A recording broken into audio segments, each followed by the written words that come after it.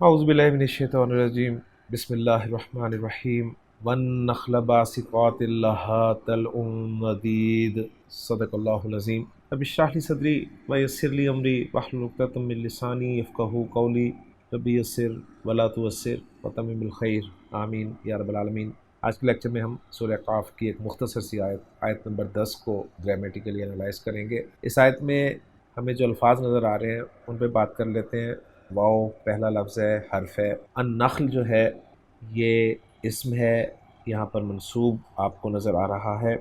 اسم کی جو موٹی علامات ہوتی ہیں وہ آپ نے ذہن میں رکھنی ہے، یا تو شروع میں الف لام ہوتا ہے، یا پھر اینڈ پہ تنوین ہوتی ہے، یا اینڈ پہ گول تا کا ہونا۔ یہ تین موٹی علامات ہیں جو اسم کی علامات ہوتی ہیں۔ نخل کے بارے میں خان صاحب لکھ رہے ہیں کہ یہ اسم جنس ہے، اور اس کا واحد جو ہے وہ نخلتن، اور جم اس کی نخیل آتی ہے۔ کھجور کا درخت اس کے معنی ہے، اور قرآن مجید میں یہ لفظ آپ بہت جگہ پر دیکھیں گے۔ باسقات، آگے آپ کو جو لفظ نظر آ رہا ہے یہ بھی اسم ہے، کیونکہ اس کے آخر میں تنوین نظر آ رہی ہے آپ کو، اور آت کی آواز آ رہی ہے۔ تو نارملی آت کی آواز جمع سالم مؤنث کی آواز ہوتی ہے، لیکن نوٹ کیجئے گا کہ ہر آت کی آواز جمع سالم مؤنث کی آواز نہیں ہوتی۔ جیسے سعود کی جمع آتی ہے اسوات، تو اسوات جو ہے یہ جمع سالم مؤنث نہیں ہے بلکہ جمع مکسر ہے۔ تو باسقات یہ جمع سالم مؤنث ہے، اس کا واحد جو ہے وہ باسقہ ہے، اور باسقہ مؤنث ہے جس کا مذکر باسق ہے، اور باسق صیغہ اسم الفاعل ہے۔ با سین قاف حروف مادہ، خان صاحب لکھ رہے ہیں اگر باب نون سے استعمال ہو فعل کے طور پہ تو بسکا یبسکو بسوکن اس کا مصدر ہوتا ہے، جس کے معنی ہوتے ہیں درخت کا لمبے تنے کا ہونا۔ تو باسق کے معنی ہوں گے لمبے تنے والا، اور باسقہ لمبے تنے والی، اور پھر باسقات لمبے تنے والیاں۔ آیت کا ریفرنس خان صاحب نے یہی دیا ہے، وَالنَّخْلَ بَاسِقَاتٍ لَهَا طَلْعٌ، ترجمہ کیا ہے، اور کھجوریں لمبے تنے والیاں ان کے لیے کونپلے ہیں۔ تو کھجوریں لمبے تنے والیاں، یہ النخل باسقات کا ترجمہ ہے۔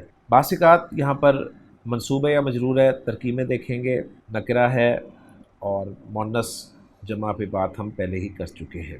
لہا میں لام حرف جر ہے، لام جارہ ہے، اس کے ساتھ ضمیر مجرور متصل واحد مؤنث غائب کی لگی ہوئی ہے، اور یہ النخل کی طرف لوٹ رہی ہے، کیونکہ اسم جنس کو بھی اسی طرح ٹریٹ کیا جاتا ہے جس طرح جمع مکسر کو ٹریٹ کیا جاتا ہے۔ طلعن آپ کو اسم نظر آ رہا ہے، نکرہ ہے، اور خان صاحب طا لام اور عین حروف مادہ کے تحت اسے ذکر کر رہے ہیں فعل کے طور پہ کہ طلع یطلع باب نصر ینصر سے طلوعاً، جس کے معنی بلند ہو کے سامنے آنا، اور بتا رہے ہیں کہ اس بنیادی مفہوم کے ساتھ اس کے کئی معنی ہیں۔ نمبر 1 چڑھنا، نمبر 2 نکلنا۔ اور طلعن کے بارے میں نیچے لکھ رہے ہیں کہ یہ اسم ذات ہے، پھل نکلنے کا خوشہ یا کومپل، اس کا ترجمہ انہوں نے کیا ہے۔ تو طلعن جو ہے یہ نکرہ ہے، واحد ہے، مذکر ہے اور مرفوع ہے، اور آخری لفظ اس آیت کا وہ ہے نضید۔ نضید جو ہے یہ بھی اسم ہے، اور آپ کو نکرہ نظر آ رہا ہے، واحد ہے۔ خان صاحب نے اسے نون ضاد اور دال حروف مادہ کے تحت باب ضرب یضرب سے ذکر کیا ہے، نضد ینضد نضدن، سامان کو ایک دوسرے کے اوپر چننا یعنی تہ در تہ رکھنا۔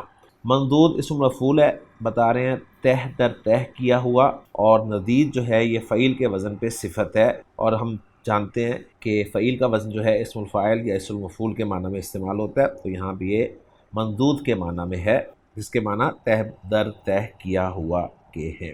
تو الحمدللہ جی الفاظ پہ بات مکمل ہو گئی ہے۔ اب ہم چلتے ہیں جی ترکیب کی طرف۔ ترکیب میں واو کو عاطفہ قرار دیا گیا ہے کیونکہ اس حصے کا تعلق پچھلی آیت کے ساتھ ہے، اور النخل جو ہے یہ معطوف ہے، اور اس کا معطوف علیہ جو ہے وہ جنات ہے یا پھر حب ہے پچھلی آیت میں۔ باسقات جو ہے یہ حال ہے نخل سے، تو یہاں پر باسقات جو ہے منصوب قرار دیا جائے گا۔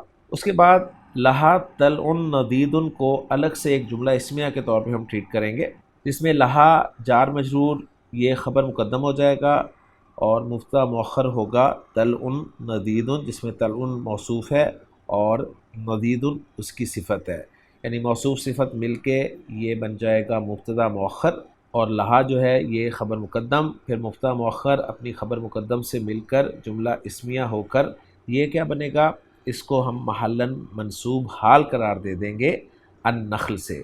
تو گویا النخل کے دو حال ہیں، ایک ہے باسقات اور ایک ہے لہا طلع ندید۔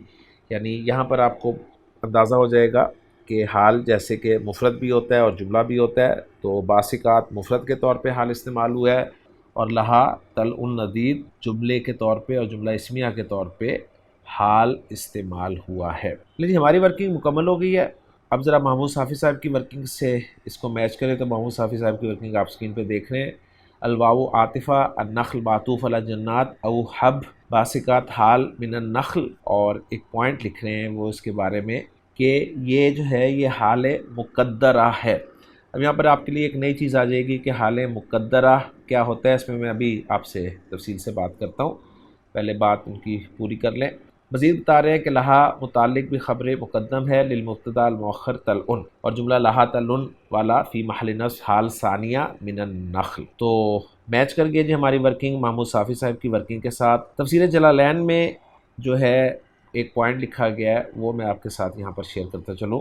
فرما رہے ہیں کہ والنخل باسقات میں باسقات النخل سے حال مقدر ہے۔ تو وہی جو بات انہوں نے کی تھی نا کہ حال مقدرہ، تو حال مقدر کسے کہتے ہیں اس کی میں وضاحت ابھی کرتا ہوں۔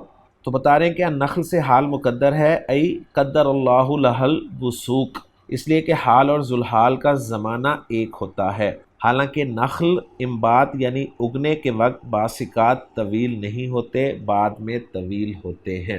یہ پوائنٹ انہوں نے کیوں ذکر کیا ہے، اس کے لیے تھوڑا سا ہمیں جو ہے وہ حال کی اقسام جو ہیں وہ پڑھنی پڑیں گی۔ میں مختصراً آپ کے سامنے ذکر کر دیتا ہوں۔ حال کی اقسام کچھ اس انداز میں کی جاتی ہیں۔ نمبر ایک، حال مؤکدہ، اس کے بارے میں لکھا جاتا ہے کہ یہ وہ حال ہوتا ہے جو اپنے ذوالحال سے جدا نہ ہو۔ آپ جانتے ہیں کہ حال جو ہے ذوالحال کا ہوتا ہے، ذوالحال جس کو صاحب الحال بھی کہتے ہیں، اور وہ صاحب الحال جو ہے وہ فاعل بھی ہو سکتا ہے، مفعول بھی ہو سکتا ہے، نائب فاعل بھی ہو سکتا ہے، اور اس طرح جملہ اسمیہ میں بھی آپ نے حال کا استعمال دیکھا ہوا ہے۔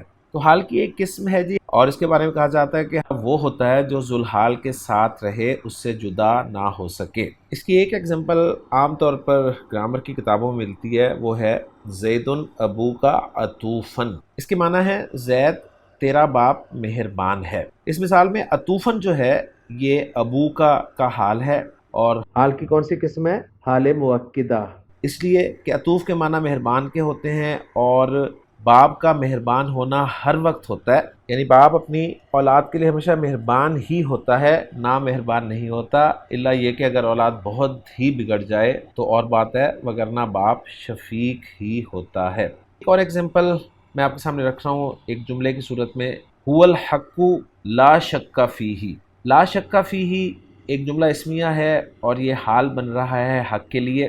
یہ حق سے جدا نہیں ہو سکتا، حق ہوتا ہی وہ ہے جس میں شک نہ ہو، تو جس میں شک آ گیا وہ حق نہ رہا، لہٰذا لا شک فیہ ایسا حال ہے جو ہمیشہ ذوالحال یعنی حق کے ساتھ لگا ہوا ہے۔ ایک اور ایگزامپل میں آپ کے ساتھ شیئر کر رہا ہوں، وہ ہے دعوت اللہ سمیعاً، یعنی میں نے اللہ کو پکارا اس حال میں کہ وہ سننے والا ہے۔ تو سمیع جو ہے یہ حال ہے، اللہ تعالیٰ کے ساتھ لازم ہے، اس سے جدا ہو ہی نہیں سکتا۔